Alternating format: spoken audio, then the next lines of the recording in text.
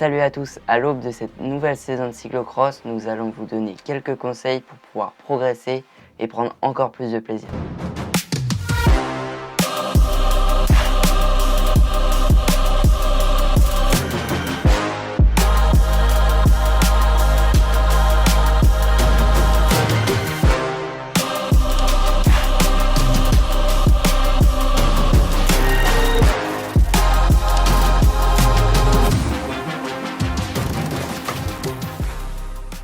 Pour commencer, voici quelques conseils sur le départ d'une course. Afin de tirer fort sans risque de déchausser, commencez par vérifier que votre cale est propre et qu'il n'y a pas de saleté sous la semelle de la chaussure.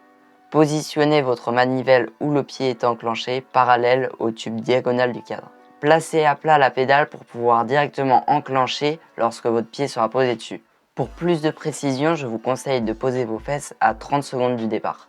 Pour le développement, ne mettez pas trop petit. Avec un peu de baraquet, la pression sur la pédale permettra d'enclencher plus facilement. Soignez l'enclenchement pour pouvoir appuyer fort sur vos pédales. Un cyclocross ne se gagne pas dans la première ligne droite, mais peut se perdre. Petite astuce pour vous entraîner au départ avec des copains. Afin qu'aucun ne soit avantagé, lancez un objet ou un petit caillou devant avec un peu de hauteur.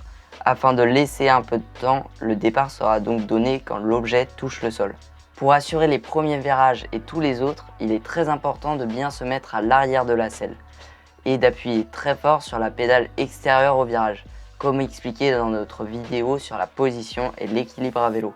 N'hésitez pas à exagérer le mouvement. Pour les virages rapides ou avec une ornière, mettez votre roue avant dedans. Une fois dedans, mettez le poids sur vos épaules à l'intérieur du virage. Si vous y allez franchement, l'ornière vous fera tourner. Gardez bien du braquet pour pouvoir pédaler le plus tôt possible avec de l'adhérence. Un trop petit braquet vous fera perdre l'adhérence de la roue arrière. Dirigez toujours votre regard vers la fin du virage, donc là où vous voulez aller, et non vers le danger, là où vous ne souhaitez pas aller. Ne l'oubliez pas, votre vélo suit votre regard. Pour les franchissements d'obstacles, type planche ou même rondins de bois, etc., vous pouvez soit les passer à pied comme expliqué dans notre précédente vidéo sur la montée et la descente de vélo, ou soit les passer en vélo. La meilleure technique de saut, c'est le bunny-up. Cette technique est à mi-chemin entre le saut décomposé en décollant la roue avant, puis la roue arrière une fois la roue avant reposée, et le saut en un coup en décollant les deux roues simultanément. Pour apprendre le bunny-up, il faut avoir le bon timing et faire fonctionner les bons muscles. Levez la roue avant le plus haut possible pour vous donner du temps, en tirant sur votre guidon. Puis lorsque celle-ci est au plus haut, mettez un coup de rein vers l'avant tout en tirant sur vos pédales vers le haut. Cette technique permet de passer des obstacles à pleine vitesse ou au contraire à faible vitesse. Pour vous entraîner, augmentez la hauteur très progressivement et faites avec une barre qui se bascule si vos roues touchent. Autre type d'obstacle, les escaliers. La montée d'escalier nécessite souvent de mettre le vélo sur l'épaule afin de garder un bras de libre pour vous équilibrer pour courir.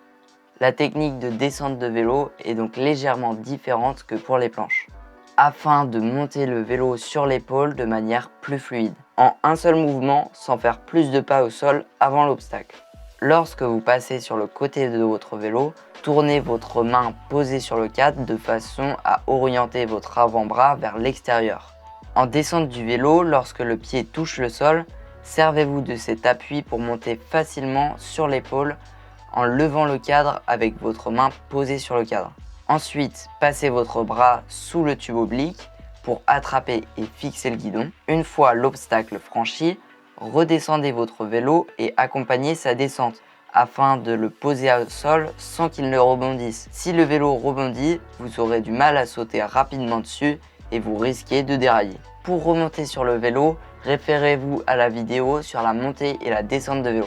Petite astuce technique pour ne pas avoir à soulever son vélo à la force du bras. Pour les droitiers, mettez un petit coup de frein avant en descendant, ce qui lèvera la roue arrière sans forcer.